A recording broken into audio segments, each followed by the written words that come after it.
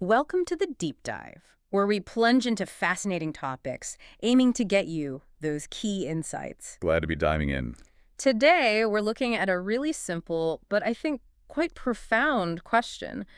What if focusing on just one thing, a single quality, could actually unlock immense positive change in your life? Yeah, not a big list, not 5 things, just Yeah. one. Exactly. Just one. It's a really compelling idea, isn't it?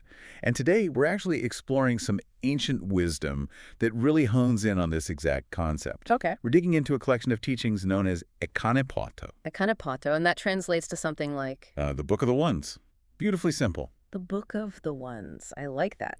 So our goal for this deep dive is what? To pull out these core nuggets about single qualities. Pretty much. Whether it's a harmful tendency we should try to abandon, or maybe a powerful virtue we could cultivate. And the idea is that focusing on just that one thing promises some pretty significant shifts in our well-being, our whole journey through life. That's the core premise, yes. Yeah. And the source material itself, it's structured in a really interesting way. How so? It's built around these remarkably concise teachings, often just a sentence or two, sometimes followed by poetic verses. Okay. And they all emphasize the power of focusing on one specific quality or action. It's like a laser focus, really, cutting through all the complexity. Right, getting straight to the point. So let's start unpacking that. The first big theme seems to be about abandoning negative qualities. Yes. And Ekanipāto apparently has this really consistent, quite powerful message about letting go of a single negative thing. It even makes a bold promise. Something like Abandon one quality and I guarantee your non-return. non-return from suffering, essentially. That's a huge claim, but we're talking about ultimate liberation here. It is. And what's really insightful is how the teachings keep pointing to a kind of big 3 of detrimental qualities. These seem foundational to so much of, well, human suffering. Okay, the big 3, what are they? First up is greed. In Pāli, that's lobha. Greed, lobha. And the texts are clear. Greed leads beings straight into woeful states. Woeful states. Now, when the text says that, what does it really mean? Is it like a place or... It's more like conditions of intense suffering. Could be mental, could be physical, but it's that state of distress, inner turmoil that comes directly from these negative mind states and the actions they fuel. So it's definitely not just about wanting more money or possessions then. It's deeper. Oh, much deeper. Is that sort of pervasive dissatisfaction, that constant yearning for more status, more pleasure, more experiences that never quite feels fulfilled. Right, that constant itch you can't scratch. Exactly. But the flip side is actually quite empowering. The teaching promises that if you truly understand and abandon greed, you won't return to this world of suffering. Meaning you break free from that cycle of dissatisfaction. Yeah. Liberation. That's the idea. It's a radical shift away from that constant wanting. Okay. And that sounds like a fundamentally different way of existing. Is it similar for the second of the big 3, which is... Hatred. Or dosa. Hatred. Dosa. Okay. Same principle. Pretty much, yes. Hatred, too, is shown again and again to lead straight to those same woeful states, whether it's, flaring anger or that sort of simmering chronic resentment. Yeah, that eats away at you. It does. And so overcoming it, letting it go, is presented as a direct path to, well, profound inner peace, to liberation. Makes sense.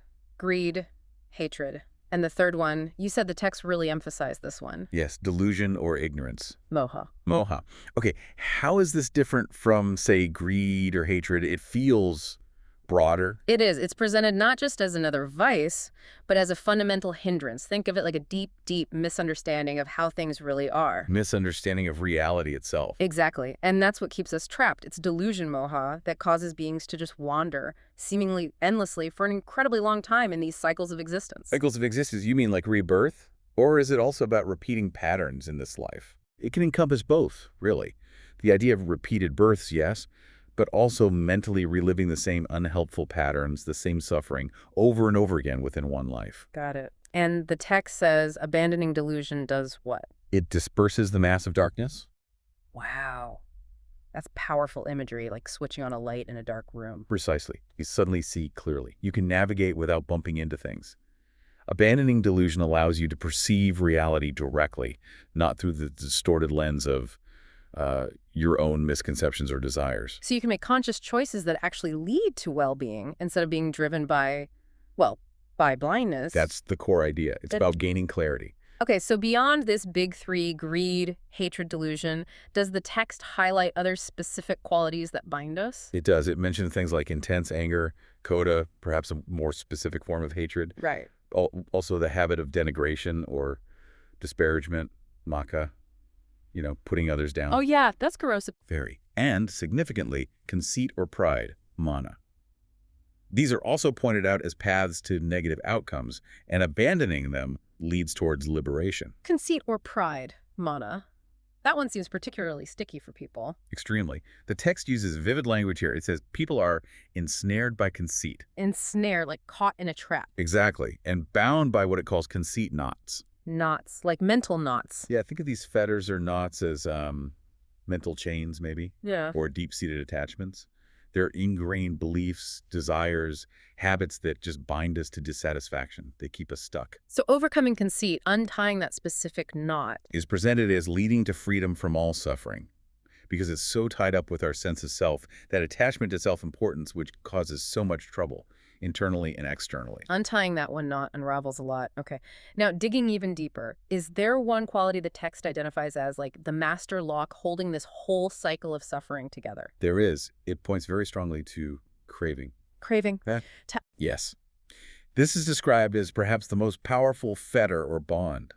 It's what fundamentally ties beings to that endless wandering we talked about. So if delusion is the blindness, craving is. Craving is often seen as the engine, the fuel that keeps the whole cycle of suffering going. It's that constant thirst, that wanting, that drives us from one state to the next, always seeking satisfaction, but never quite finding lasting peace. And the insight here is? The profound insight is that by overcoming craving, really seeing through it and letting it go, one can become, as the text says, without craving, without grasping, and mindful. Without grasping. What does that mean practically?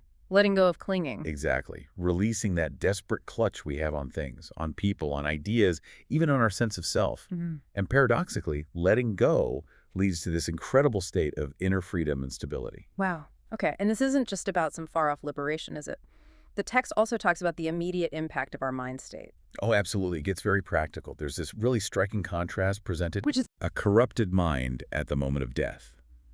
It leads directly to a woeful state, maybe like hell in traditional terms. But a serene, clear mind You leave somewhere good. leads to a good destination, like heaven. It underscores the immediate, powerful consequence of our mental state right here and now, and how it shapes our future. That really highlights the urgency of cultivating a healthy mind. So if the mind state is that critical, what about specific actions? Does it warn against anything in particular? It gives a very severe warning about one thing: deliberate falsehood. Sampajanam Savato.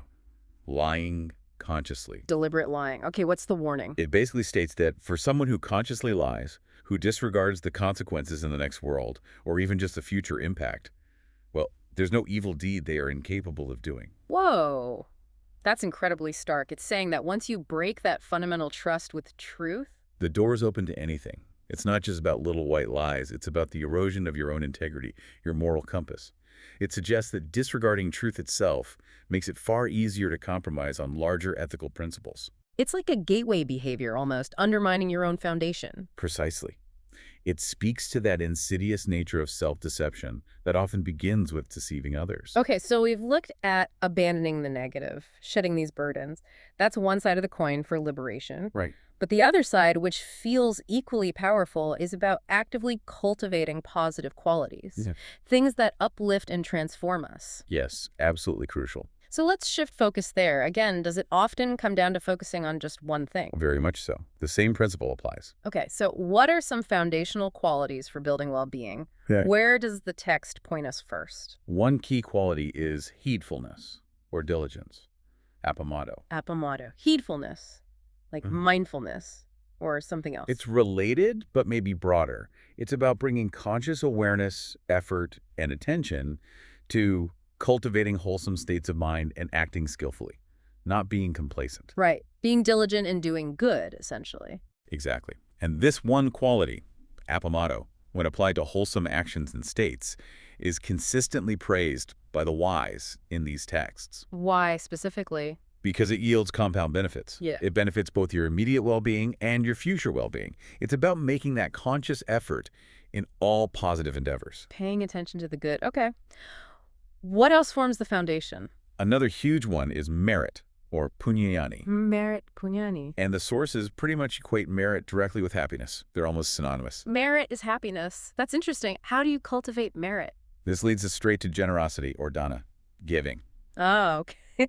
Generosity builds merit, which is happiness. Yes. And there's this really compelling story, an anecdote about the Buddha himself reflecting on his own past lives. Oh, what did he say? He states that he was Saka, who was basically the lord of the gods in that cosmology 36 times, 36 times. and a wheel-turning monarch, which signifies a supremely powerful and benevolent universal ruler hundreds of times. Wow. That's quite a track record. And he attributed this incredible status and power to To the cultivation of three things: giving dana, self-restraint, and self-control. Generosity is right there at the forefront. That really underscores its importance. It does, and the teaching emphasizes it further. It says, if beings truly understood the full results, the fruit of sharing, Yes. they would never eat without sharing something, not even their very last bite if someone worthy was there. That's powerful. Even your last morsel. Yes, and it adds that giving to the worthy, those who are virtuous or on the path, brings great results and leads directly to heaven or a fortunate rebirth. It's a profound call to recognize the interconnectedness, the ripple effect of generosity, okay? So individual virtues like diligence and generosity are key. What about supports, things that help us cultivate these? Great question. The teachings highlight vital supports, both internal and external, that can really accelerate this transformation. Okay, what's the key internal factor? That would be wise attention. Yaniso manasikaro. Wise attention. What does that involve? It's about skillfully directing your mind, paying attention in the right way. Not just paying attention, but paying attention wisely to the things that matter, in a way that helps you understand cause and effect. So not getting lost in random thoughts, but focusing constructively. Exactly. And this is presented as the most helpful internal factor for anyone on a spiritual path, a trainee. It's the key, internally, to abandoning those unwholesome states we talked about and actively developing the wholesome ones. Makes sense. You need to know where to look and how to look. What about the external factor? What's most helpful from outside ourselves? Good friendship. Ekanipāta. Good friends. Spiritual friends. Essentially, yes. Wise, virtuous companions and mentors. This is highlighted as the single most helpful external influence. Really? More than teachings or texts. The text emphasizes its power quite dramatically. It says that simply following the advice of good friends leads, gradually but surely, to the destruction of all those fetters, those knots we discussed. Wow. That underscores the incredible power of positive community and wise guidance, having the right people around you. Absolutely. It shows we don't do this journey entirely alone. Okay. So as we're looking at these different positive qualities to cultivate, does the text single out one virtue as being like supremely powerful above all others? It absolutely does. And it's quite astonishing, actually. It points to loving kindness. Mettaya Ceta Vimuttiya, the liberation of mind through loving kindness. Loving kindness, metta. And it's really singled out. Unmistakably. The source emphasizes its unparalleled significance. Get this. It says that all other meritorious deeds, even those aimed at worldly prosperity or good fortune, are not worth even a 16th part of the liberation of mind that comes through cultivating loving kindness. A 16th part, that's an incredible claim. It puts metta on a completely different plane. Totally. And the text uses these really vivid analogies to try and convey its brilliance. Like what? It compares loving kindness to the moon outshining all the stars in the night sky. Or like the sun rising in a clear autumn sky, dispelling all darkness. Yeah. Or like the morning star shining brightly just before dawn.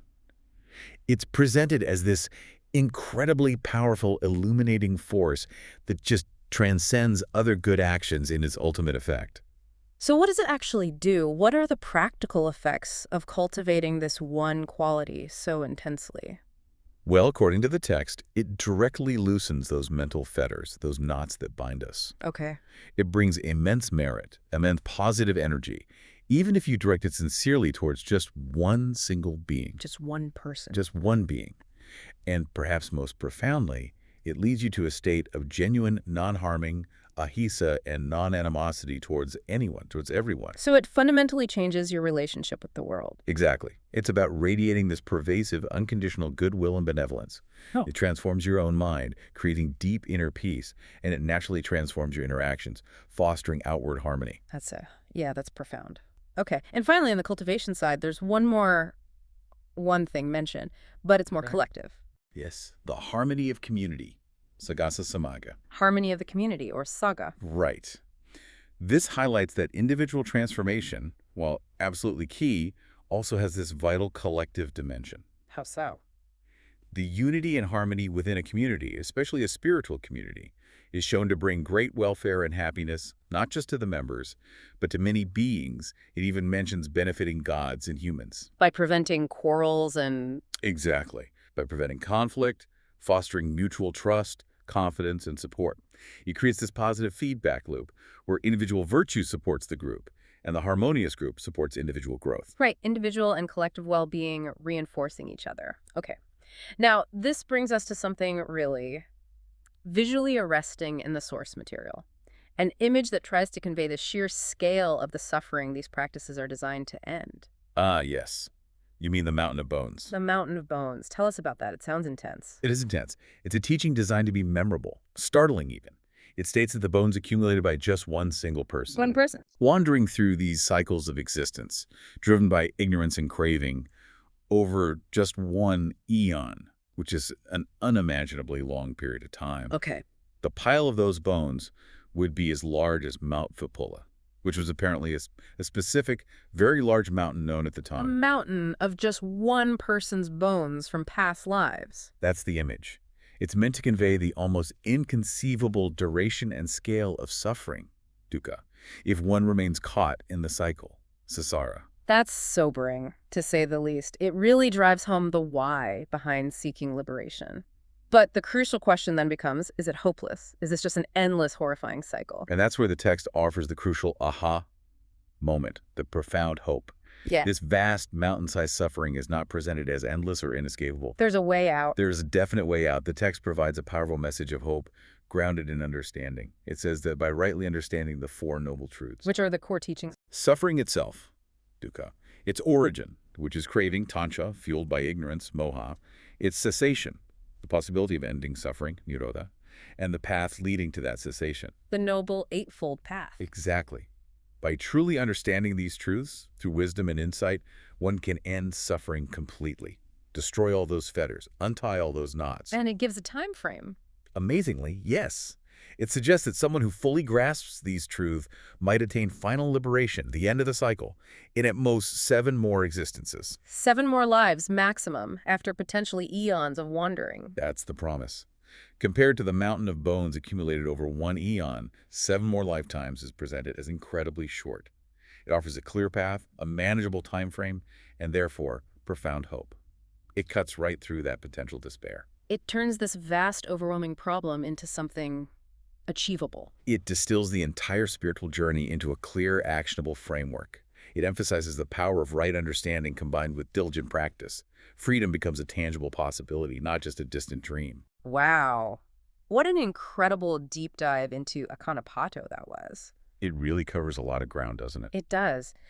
We've seen how these ancient teachings manage to distill such profound truths into the focused power of one thing. Whether it's about abandoning a single core vice like greed or delusion. Or really cultivating a single powerful virtue like generosity or especially loving kindness. Right. The message seems crystal clear. Yeah.